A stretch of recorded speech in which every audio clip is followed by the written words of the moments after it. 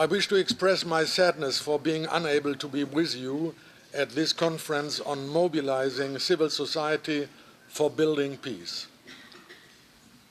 This sadness, though, is somewhat counteracted by the nice fact that intellectuals and civil society organizations from different religions, languages, and cultures of the world have managed to gather for the sake of building peace. Allow me to consider your invitation a most beautiful gift and a herald of peace now that you send it to me at a time when my heart was utterly aggrieved by the conflicts in the Middle East and in my own country.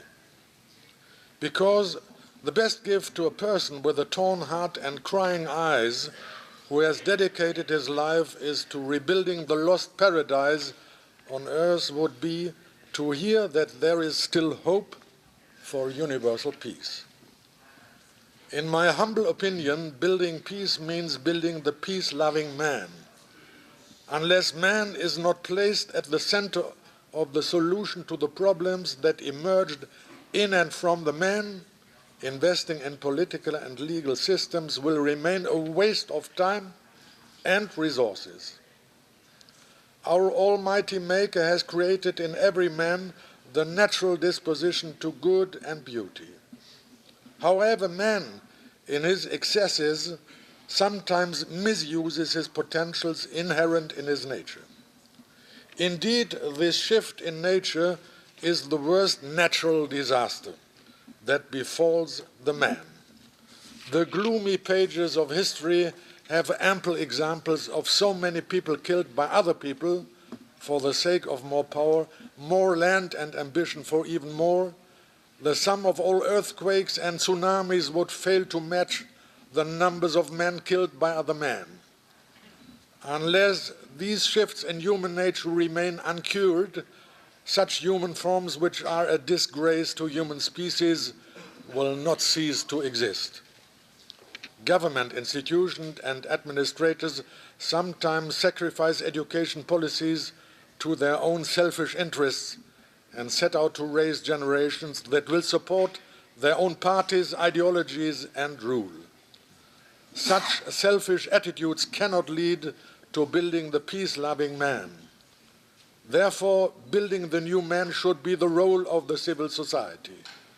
Mobilizing the civil society is particularly vital in societies where democracy is limited to putting ballot boxes before citizens when the election results have already been established. Civil society organizations are altruistic in nature. Civil society activity in areas including education and the media both safeguards democracy and guarantees raising of new generations in a climate of tolerance and dialogue. The purpose of all the religions and moral doctrines I know is to build the peace-loving man. This could refer to international peace, interpersonal peace, peace with other elements of the nature or inner peace of the man. I acknowledge that developing a perspective of peace is possible also through the enabling criteria of reason and conscience alone. However, I believe that large masses could get to love peace only through the encompassing and overarching climate of a religion.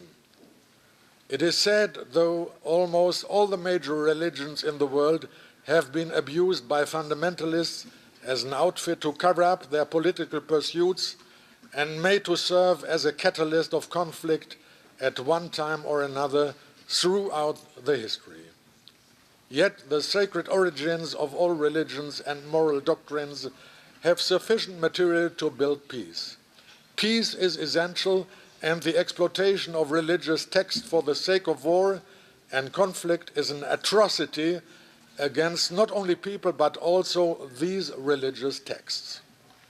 Therefore, the followers of all religions, and particularly those of Judaism, Christianity, and Islam, as they come from the Abrahamic tradition, must organize joint activities for world peace, exchange ideas at events such as your meeting, and seek ways to translate these ideas into practice.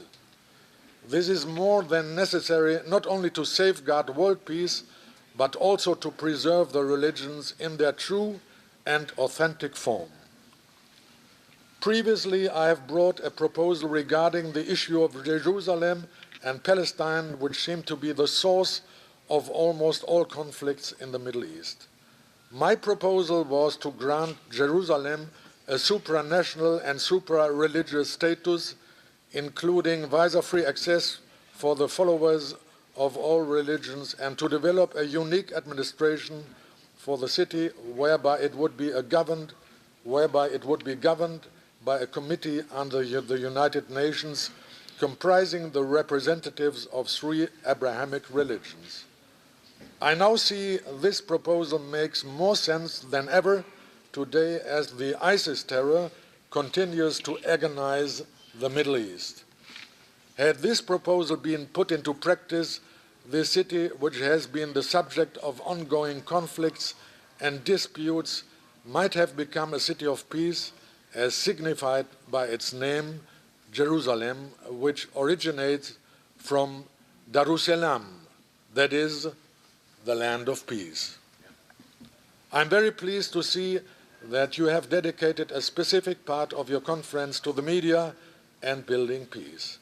As the pace of globalization gains in a dizzying speed, communications in general and the internet and mobile devices in particular have an important role in influencing young generations. The media should understand that when it chooses to twist the truth and facts, promote the culture of conflict and polarize the society as us and them, the resulting destruction will not be limited to its own time, but it will sooner or later turn back on the media itself, and recovery will take years or even generations.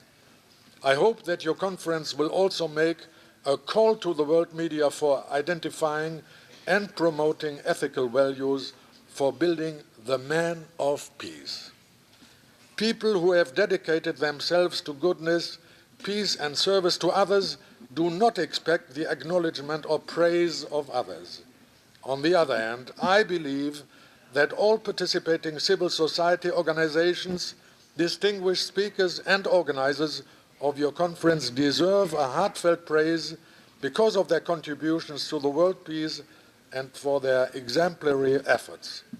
The date of the conference, October 24th, is also very meaningful as it is the United Nations Day, and I take it as a fresh call to the United Nations for building global peace, which is why the United Nations was established.